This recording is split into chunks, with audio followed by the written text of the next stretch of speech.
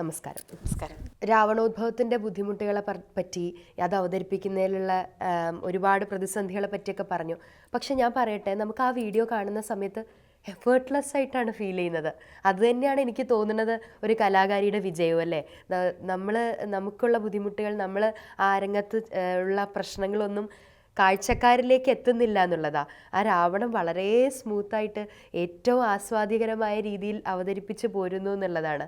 അത് ശിക്ഷണത്തിൻ്റെ ഗുണം തന്നെയാണെന്നാണ് മനസ്സിലാക്കുന്നത് ഞാൻ. സ്വാഭാവികമായിട്ടും എന്നു മുതലാണ് കഥകളിയിലേക്ക് വന്നത് എന്നുള്ള ചോദ്യത്തിന് യാതൊരു പ്രസക്തിയില്ല. അതുല്യ പ്രതിഭയായിട്ടുള്ള ഒരാളുടെ മകളാണ്, കലാമണ്ഡലം കരുണാകരൻ ആശാൻ്റെ മകളാണ്. പക്ഷെ എൻ്റെ ചോദ്യം ഇതാണ്, എന്ന് മുതലാണ് കഥകളി സീരിയസ് ആയിട്ട് എടുക്കാൻ തുടങ്ങിയത്? മറ്റ് കലാരൂപങ്ങളൊക്കെ എനിക്ക് ഇഷ്ടമാണെങ്കിലും അധികവും കഥകളി തന്നെയാണ് എന്നെ ഭ്രമിപ്പിച്ചിട്ടുള്ളൊരു കലാരൂപം എന്ന് പറയുന്നത്. കുറേ അമാനുഷികരെയും നളനെയും നമ്മൾ പഠിക്കുന്ന കുറേ അല്ലെങ്കിൽ അറിയുന്ന കുറേ കഥാപാത്രങ്ങളെയെല്ലാം ഇങ്ങനെ ഇവരൊക്കെ തന്നെയാണ് ഇത് എന്നിങ്ങനെ തോന്നുന്ന രീതിയിൽ കുട്ടിക്കാലം മുതൽക്ക് അമ്മ നന്നായി കഥകളി ആസ്വദിക്കുന്ന നല്ല അതിബുദ്ധിമതി അല്ലെങ്കിൽ പണ്ഡിത എന്നൊക്കെ തന്നെ പറയാൻ പറ്റുന്ന രീതിയിലുള്ള ഒരു വ്യക്തിയായിരുന്നു. അപ്പോൾ അമ്മയുടെ ഒരു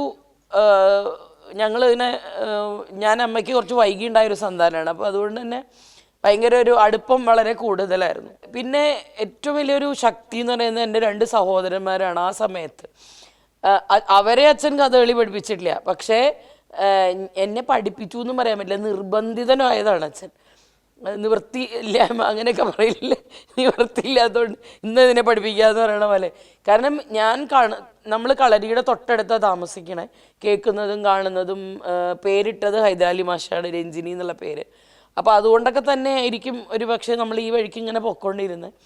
പിന്നെ കാണാൻ അവസരങ്ങൾ കുറേ ഉണ്ടായിരുന്നു. ധാരാളം കളികൾ നടക്കുന്ന പ്രദേശങ്ങളിലെല്ലാം കഥകളി കാണാനുള്ള അവസരം എനിക്കുണ്ടായിരുന്നു. അപ്പോൾ അതുകൊണ്ട് തന്നെ അതിനോടുള്ളൊരു നല്ല ഭ്രമമായിരുന്നു. അപ്പോൾ ആദ്യത്തെ ആരാധ്യ പുരുഷൻ എന്ന് പറയുന്നത് കൊട്ടക്കൽ ശിവരാമൻ എന്ന് പറയുന്ന, ഞാൻ ശീമാമ എന്ന് വിളിക്കുന്ന സാക്ഷാൽ കൊട്ടക്കൽ ശിവരാമൻ. അപ്പോൾ ശീമാമയുടെ ദമയന്തി അതീവ സുന്ദരിയാണ്. അപ്പോൾ നമ്മുടെ കണ്ണിൽ ഇത്ര സൗന്ദര്യമുള്ള സ്ത്രീയൊന്നും വേറെ കണ്ടിട്ടില്ല എന്ന് തോന്നും. അപ്പോൾ ഈ സാരി, ദമയന്തിയുടെ സാരി, അതായിരുന്നു എൻ്റെ ആദ്യത്തെ ആവിഷ്കാരം. തലയിൽ തോർത്തിടുക, ചേട്ടന്മാരെയും അവിടെ കഥകളി പഠിക്കാൻ വന്നിട്ടുള്ള അച്ഛൻ്റെ ശിഷ്യന്മാരെയൊക്കെ നിരത്തിയിരിക്കുക, ഞാൻ എൻ്റെ വക പാട്ടും എൻ്റെ വക കളിയും. പക്ഷെ അതിനകത്ത് അച്ഛൻ്റെ ഒരു ശിഷ്യനുണ്ട്, ഫാക്ട് മോഹനൻ എന്ന് പറയുന്നത്, എൻ്റെ ആദ്യത്തെ ഗുരുനാഥൻ ഞാൻ പറയും. അദ്ദേഹം ഈ ഒരു കുട്ടിക്കളി അല്ലെങ്കിൽ എൻ്റെ ആ കളിയെ അദ്ദേഹം നോക്കുമ്പോൾ എന്ന് വെച്ചാൽ കൃത്യം താളത്തിലെ ഞാൻ ചവിട്ടണതൊക്കെ.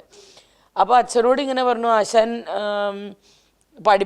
പഠിപ്പിച്ചാലോ എന്ന് ചോദിച്ചു. അപ്പോൾ അച്ഛൻ പറഞ്ഞു, അന്നത്തെ, അതായത് ഞാൻ 70 കിഡാണ്, 70s കിഡാണ്. അപ്പോൾ 70s പെൺകുട്ടികൾ അധികം കഥകളിയിലേക്കൊന്നും അങ്ങനെ പറയാൻ പറ്റുന്നില്ല, കുറച്ച് പേരുണ്ട്, അത്രേ പറയാൻ പറ്റുള്ളൂ. അപ്പോൾ എന്ത് ചെയ്യാനാ, എന്നാലും അപ്പോൾ പറഞ്ഞു ഡാൻസ് പഠിപ്പിക്കാം. അപ്പോൾ എനിക്ക് ഡാൻസ് പഠിക്കാനൊക്കെ ഒത്തിരി മടിയാണ്. എന്നാലും കഥകളി, അതിൻ്റെ ഒപ്പം കഥകളി പഠിപ്പിക്കും എന്നുള്ള കണ്ടീഷനായപ്പോൾ ഞാൻ ശരി.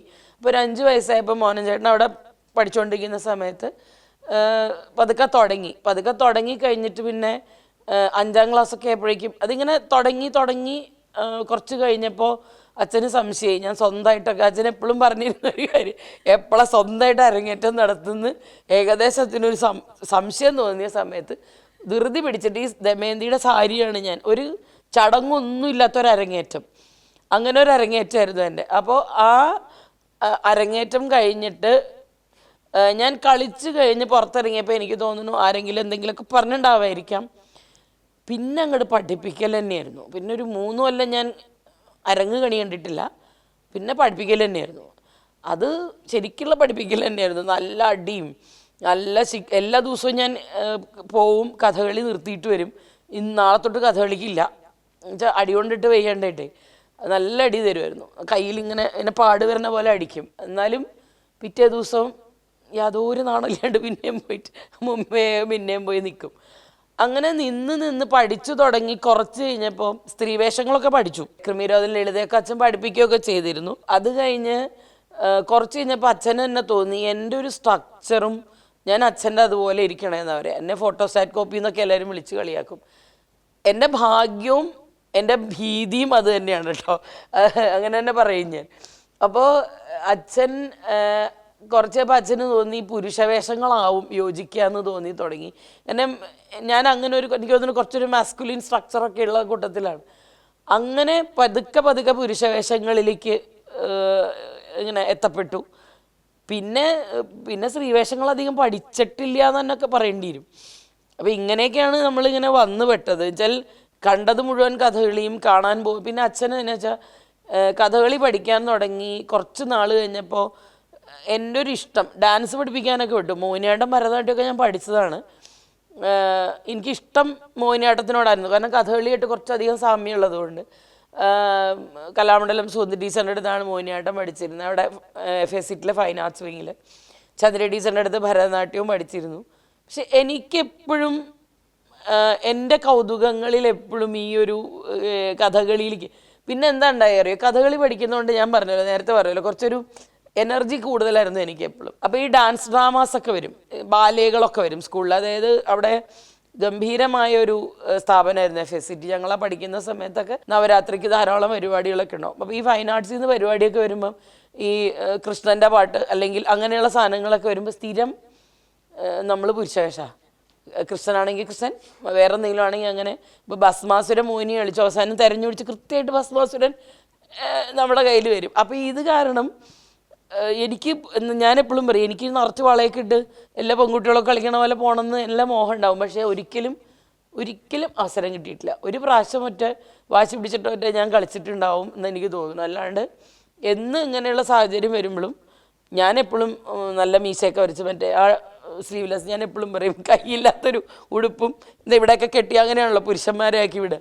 സ്ഥിരമായിട്ട് അങ്ങനെയായിപ്പോയി. അപ്പോൾ പിന്നെ എന്താ വെച്ചാൽ മറ്റുള്ള നൃത്തരൂപങ്ങളെക്കാളും എനിക്ക് കഥകളിയാണ് ഇഷ്ടം എന്ന് ഞാൻ അങ്ങോട്ട് തീരുമാനിച്ചു. അതിന് ഏറ്റവും വലിയ സന്തോഷം എന്ന് വെച്ചാൽ ഒരിക്കലും അതിനൊരു അത് മുടങ്ങിപ്പോയി അല്ലെങ്കിൽ നിന്ന് പോയി എന്ന് പറയാനൊരു സാഹചര്യം എനിക്ക് ഉണ്ടായിട്ടില്ല. ആ ചോദ്യത്തിലേക്കാണ് ഞാൻ ഒരു ലോയറാണ്, മുനിസിപ്പൽ ചെയർപേഴ്സൺ ആയിരുന്നു.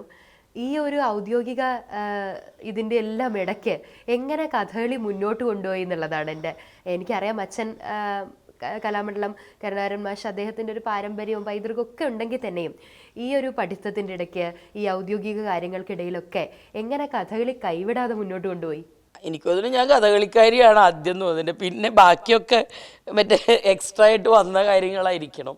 അല്ലാണ്ട് വേറൊരു മറുപടി എനിക്കതിന് പറയാൻ പറ്റുന്നില്ല. കാരണം കഥകളി വിട്ടിട്ടുള്ള ഒരു കാര്യത്തിനെ കുറിച്ച് എനിക്ക് ചിന്തിക്കാനേ പറ്റിയിട്ടില്ല. അപ്പോൾ ഞാൻ വിവാഹം കഴിക്കുമ്പോൾ സുരേഷേട്ടൻ്റെ വിവാഹം കഴിക്കുന്ന ആ സമയത്ത് തന്നെ ഞാൻ ആകെ 2 കണ്ടീഷനേ പറഞ്ഞിട്ടുള്ളൂ. എനിക്ക് സിനിമയ്ക്ക് പോകണ്ട, അത് വേണം ഇത് വേണം, അങ്ങനത്തെ ഒരു പ്രശ്നങ്ങളും എനിക്കില്ല. എനിക്ക് കഥകളി കാണാൻ പോകണം, കഥകളി കളിക്കാൻ പോകണം. ഈ 2 കാര്യം മാത്രമേ എനിക്ക് ആവശ്യമുള്ളൂ.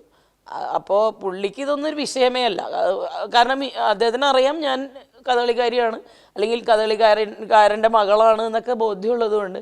പക്ഷെ എനിക്കൊന്നും ഇത്രയ്ക്ക് ഭ്രാന്തിയാണെന്ന് ധരിച്ചിട്ടുണ്ടായിരുന്നില്ല എന്ന് തോന്നുന്നുണ്ട്. കുറച്ച് കഴിഞ്ഞപ്പോഴാണ് മനസ്സിലായിട്ടുള്ളൂ ഈ കൈവിട്ട് പോയി എന്നുള്ള ഒരു രീതിയിൽ. തമാശക്കാണെങ്കിൽ ഞങ്ങൾ പറയും. അപ്പോൾ അദ്ദേഹം കഥകളി പഠിച്ചിട്ടുണ്ട് കുറേ നാൾ. പക്ഷെ പുള്ളി കളിച്ചിരുന്ന മുഴുവൻ സ്ത്രീവേഷമാണ്. ഞങ്ങൾ തമാശയായിട്ട് പറയും ഞാൻ രാവണനും പുള്ളി മണ്ഡോദരിയും. സ്വന്തമായിട്ട് പറയണത് കേട്ടോ, ഞാനല്ല, സ്വന്തമായിട്ട് പറയും. അപ്പോൾ എൻ്റെ പുരുഷവേഷങ്ങൾ അല്ലെങ്കിൽ എൻ്റെ ഞാനൊരു കലാകാരിയാണ് എന്നുള്ളത് കൃത്യമായി എന്താ പറയുക, അത് ഉൾക്കൊണ്ടുകൊണ്ട് മുമ്പോട്ട് പോയതാണ് എനിക്ക് എൻ്റെ കുടുംബം മുഴുവൻ. അപ്പോൾ എനിക്ക് മൂത്ത 2 സഹോദരന്മാരാണ്. അവർ ശരിക്കും പറഞ്ഞാൽ ഒരു പക്ഷേ പഠിപ്പിച്ചിരുന്നെങ്കിൽ എന്നെക്കാളും നല്ല കലാകാരന്മാരായിരിക്കും. ഒരാൾ എഞ്ചിനീയർ, ഒരാൾ എയർഫോഴ്സിൽ നിന്നും റിട്ടയർ ചെയ്തു. അപ്പോൾ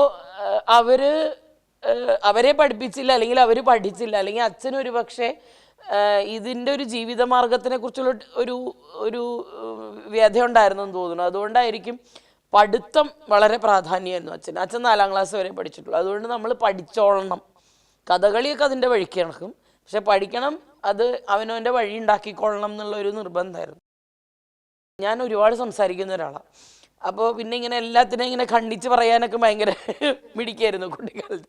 അപ്പോൾ എനിക്ക് തോന്നുന്നു വക്കീലാവുക എന്നുള്ളൊരു വലിയ ആഗ്രഹമായിരുന്നു. പക്ഷേ ഇപ്പോൾ രസം എന്ന് വെച്ചാൽ ഞാൻ പഠിച്ചു, LLB പഠിച്ചു, LLM പഠിച്ചു, യൂണിവേഴ്സിറ്റിയിൽ നിന്ന് റാങ്കൊക്കെ മേടിച്ച് പാസ്സായി എന്നൊക്കെ കഥയിൽ പറയാം. കുറച്ച് നാൾ പ്രാക്ടീസ് ചെയ്തു.